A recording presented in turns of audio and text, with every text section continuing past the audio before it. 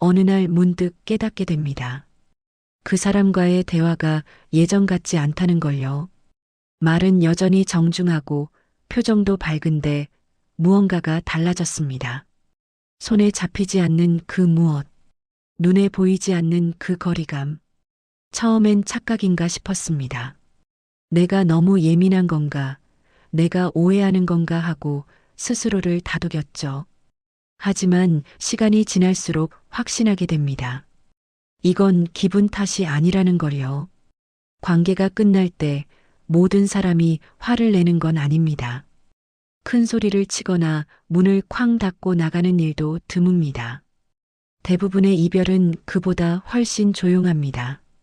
너무 조용해서 우리는 그게 이별인 줄도 모르고 지나칩니다.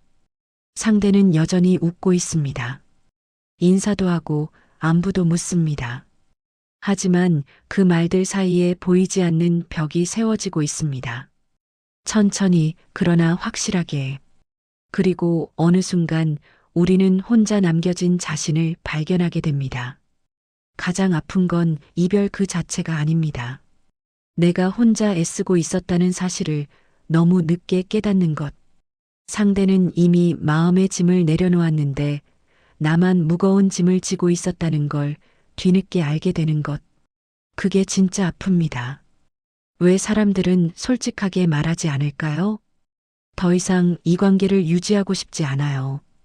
당신과의 시간이 부담스러워졌어요. 이렇게 명확하게 말하면 될 텐데 대부분은 그렇게 하지 않습니다. 대신 정중한 말투로 배려하는 듯한 표현으로 천천히 거리를 벌립니다. 그 이유는 간단합니다. 직접 말하면 갈등이 생기니까요. 상대가 상처받고 그 상처에 대한 책임을 내가 져야 하니까요. 나쁜 사람이 되고 싶지 않으니까요. 그래서 사람들은 정중한 거리두기를 선택합니다.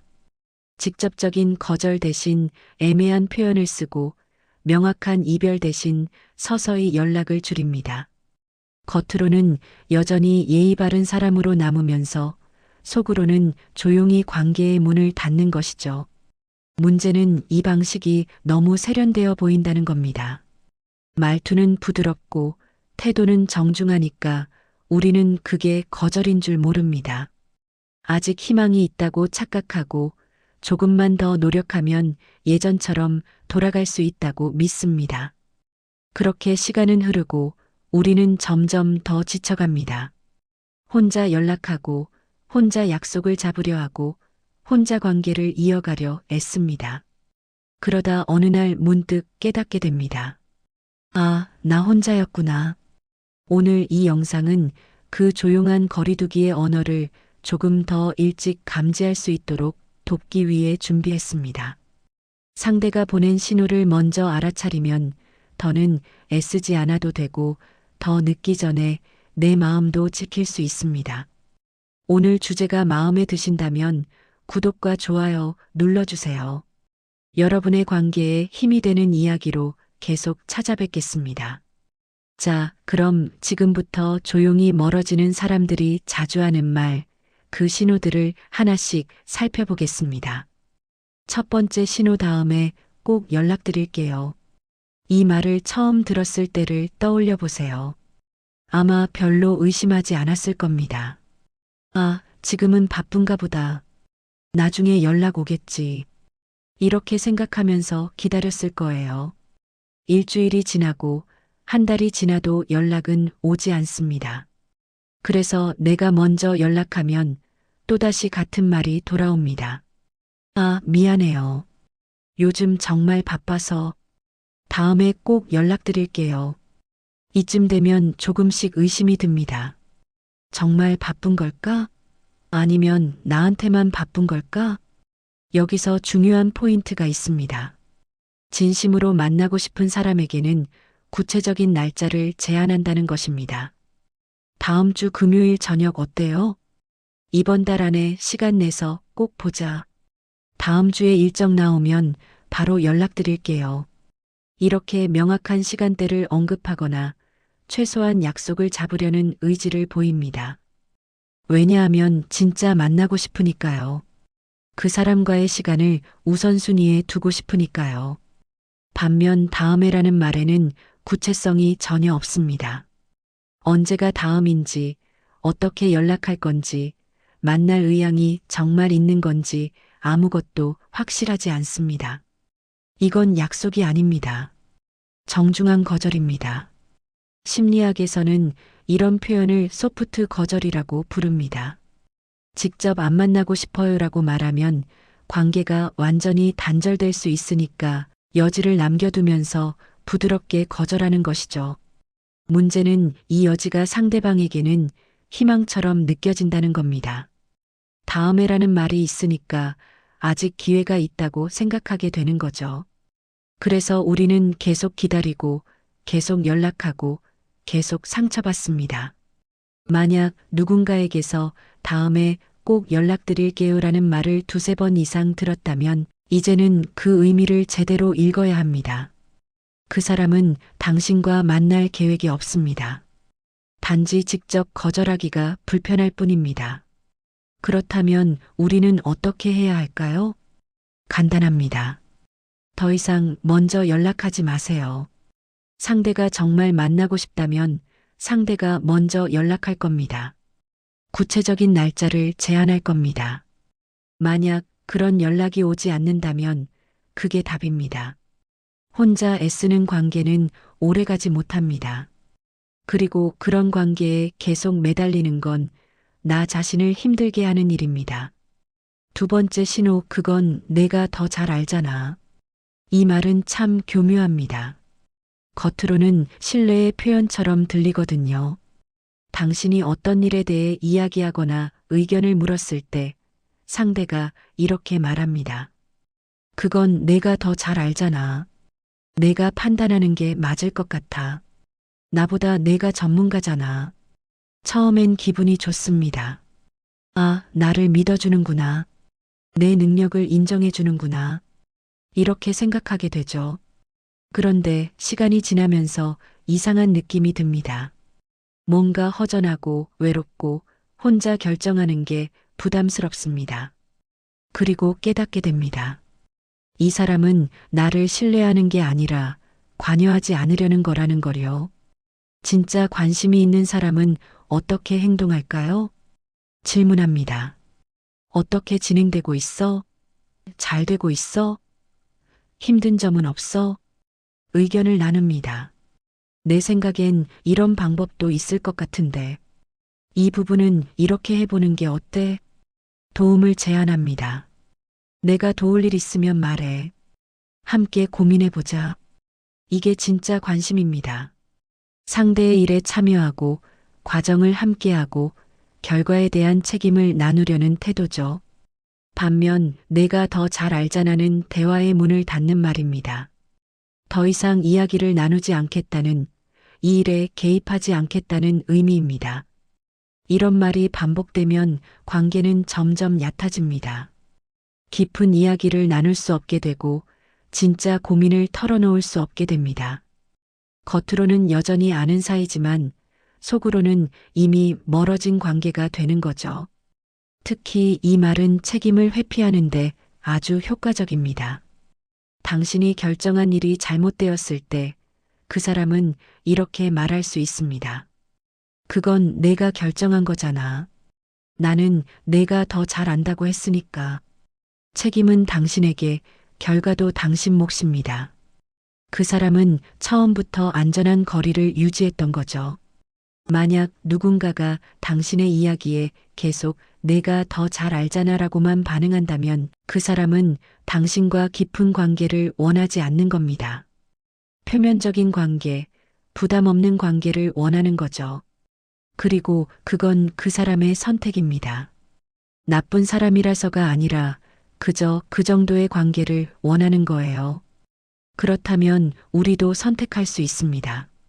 그 정도의 관계로 만족할 것인지 아니면 더 깊은 관계를 나눌 수 있는 다른 사람에게 마음을 쓸 것인지. 세 번째 신호, 별일 없으면 연락하지 뭐. 이 말 속에는 두 가지 전제가 숨어 있습니다. 첫째, 별일이 있어야 연락할 만한 사이라는 것. 둘째, 별일 없으면 굳이 연락하지 않아도 된다는 것. 생각해보면 참 이상한 말입니다. 관계란 본래 별일이 없어도 이어지는 것 아닌가요? 가까운 사람과는 특별한 이유 없이도 연락합니다. 오늘 날씨 좋다. 점심 뭐 먹었어? 이거 봤는데. 내 생각났어. 이런 사소한 이야기들로 관계를 이어갑니다. 그게 관계를 유지하는 방식입니다.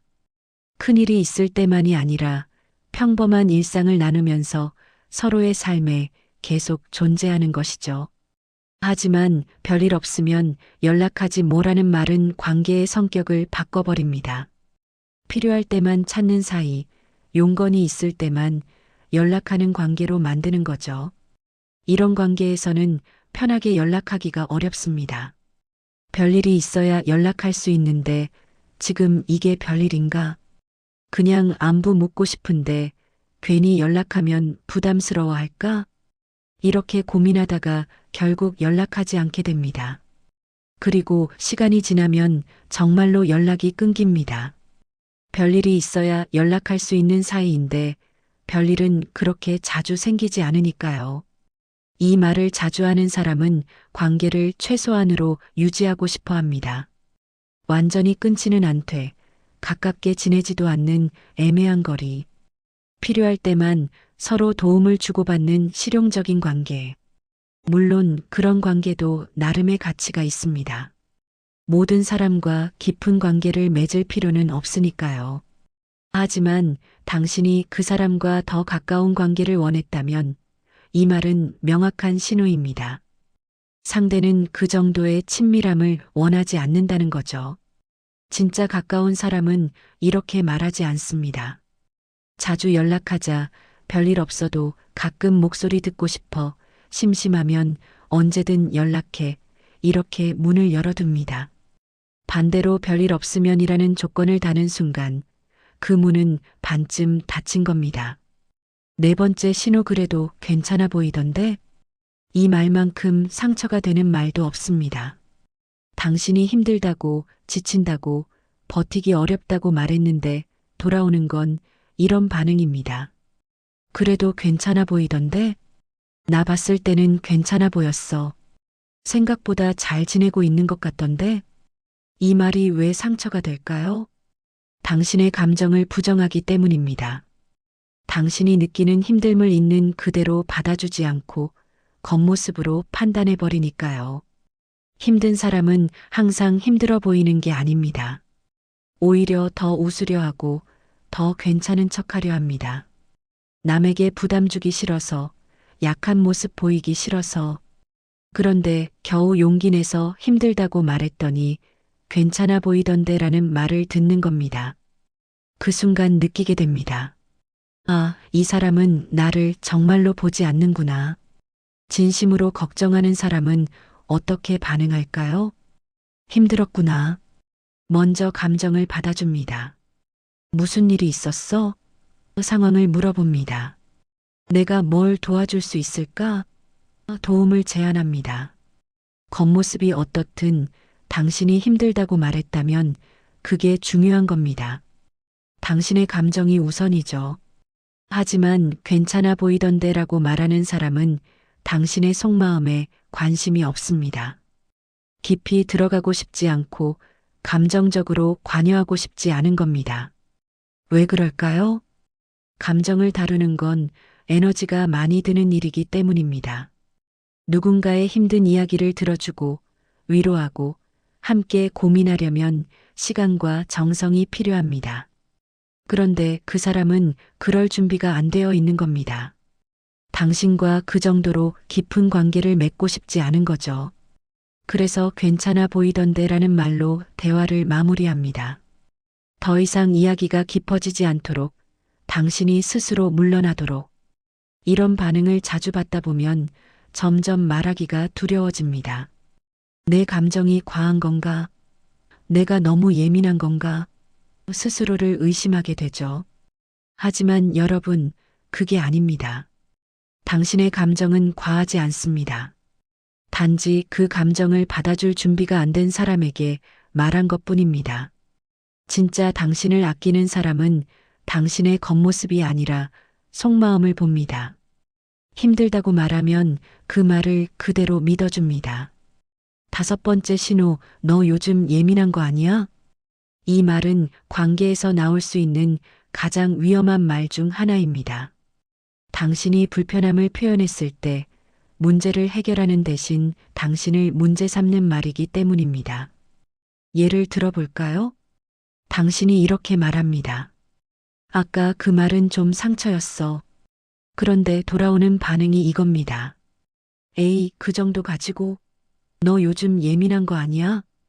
혹은 이렇게 말합니다. 요즘 나한테만 차갑게 대하는 것 같아.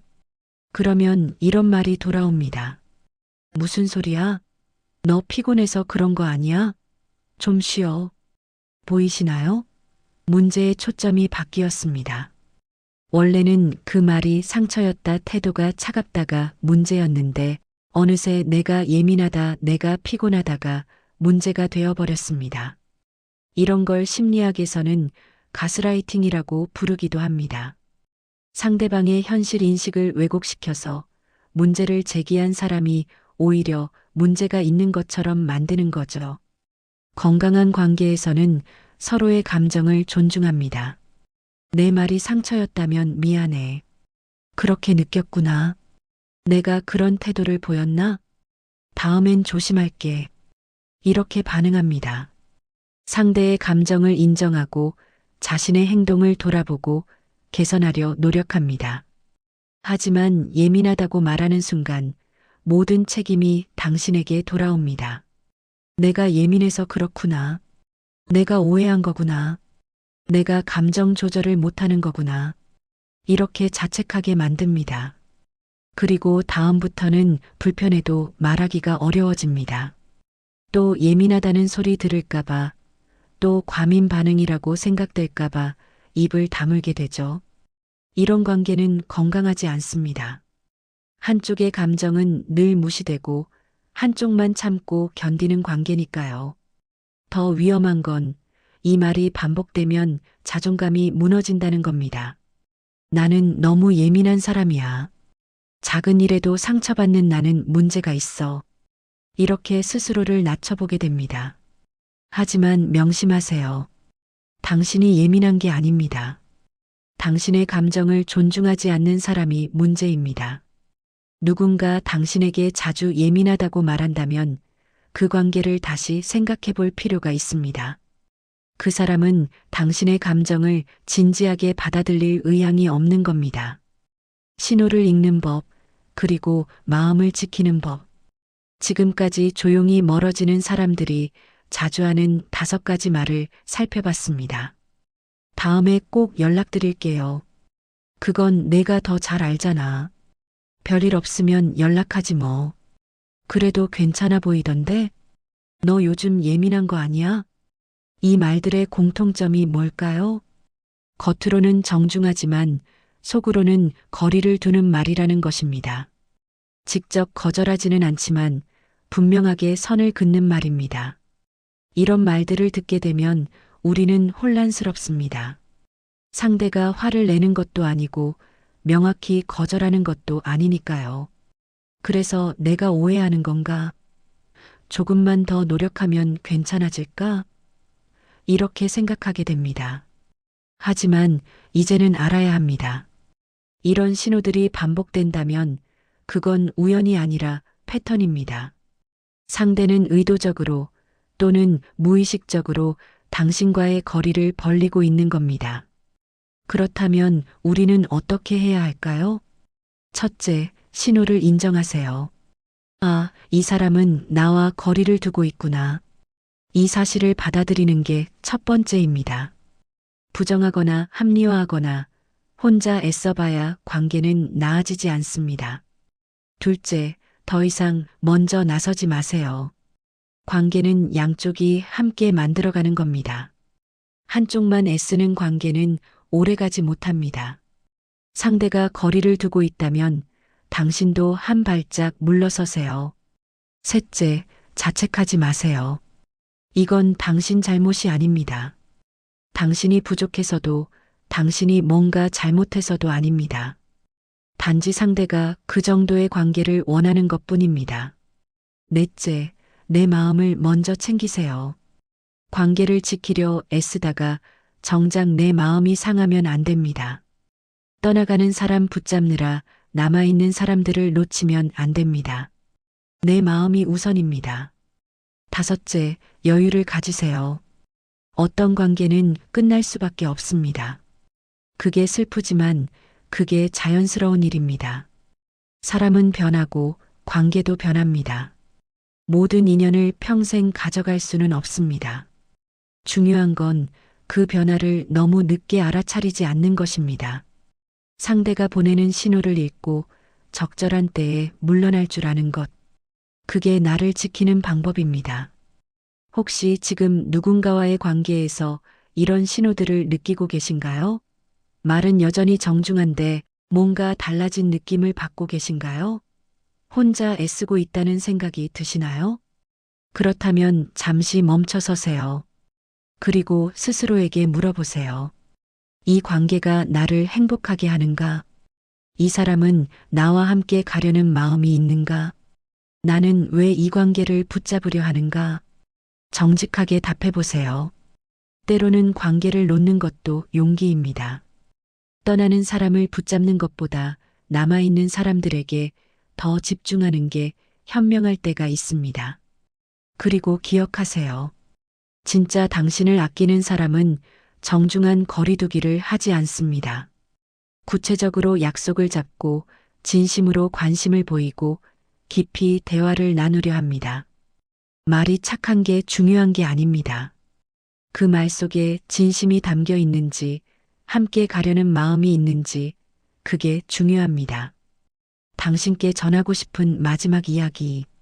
관계에서 가장 외로운 순간은 혼자 애쓰고 있다는 걸 깨달을 때입니다. 상대는 이미 마음의 짐을 내려놓았는데 나만 무거운 짐을 지고 있을 때, 상대는 예의 바르게 거리를 두고 있는데 나만 아직도 가까워지려 할 때, 그 외로움은 다른 누구도 채워줄 수 없습니다. 오직 내가 그 관계를 정리하고 내 마음을 돌볼 때만 끝이 납니다. 오늘 이 영상이 여러분께 작은 도움이 되었기를 바랍니다. 조용한 이별의 신호를 조금 더 일찍 알아차리고 더 늦기 전에 마음을 지킬 수 있기를 바랍니다. 떠나는 사람 때문에 남아있는 사람을 놓치지 마세요. 닫히는 문에 매달리지 말고 열린 문으로 걸어가세요. 당신을 진심으로 반기는 사람들이 분명 있습니다. 그리고 무엇보다 스스로에게 친절하세요. 관계가 끝나는 건 당신이 부족해서가 아닙니다. 단지 그 인연이 그만큼이었던 것 뿐입니다. 모든 이별에는 의미가 있습니다. 어떤 사람이 떠나야 다른 사람이 들어올 자리가 생깁니다. 어떤 관계를 정리해야 더 건강한 관계를 만들 에너지가 생깁니다. 그러니 너무 슬퍼하지 마세요. 이별은 끝이 아니라 새로운 시작입니다. 더 나은 관계로 가는 과정입니다. 오늘도 여러분의 소중한 시간을 함께 해주셔서 감사합니다. 이 영상이 도움이 되셨다면 구독과 좋아요 부탁드립니다. 여러분의 관계가 더 건강해지고 마음이 더 평안해지는 이야기로 계속 찾아뵙겠습니다. 혹시 비슷한 경험이 있으시거나 이런 신호를 느끼고 계신다면 댓글로 이야기 나눠주세요. 여러분의 이야기가 누군가에게는 큰 위로가 될 수 있습니다. 우리는 혼자가 아닙니다. 다음 영상에서 또 만나요. 그때까지 건강하시고 행복하세요. 당신은 충분히 소중한 사람입니다. 당신을 알아봐주는 사람들 곁에서 당신답게 빛나시길 바랍니다. 감사합니다. 한 번뿐인 인생이었습니다.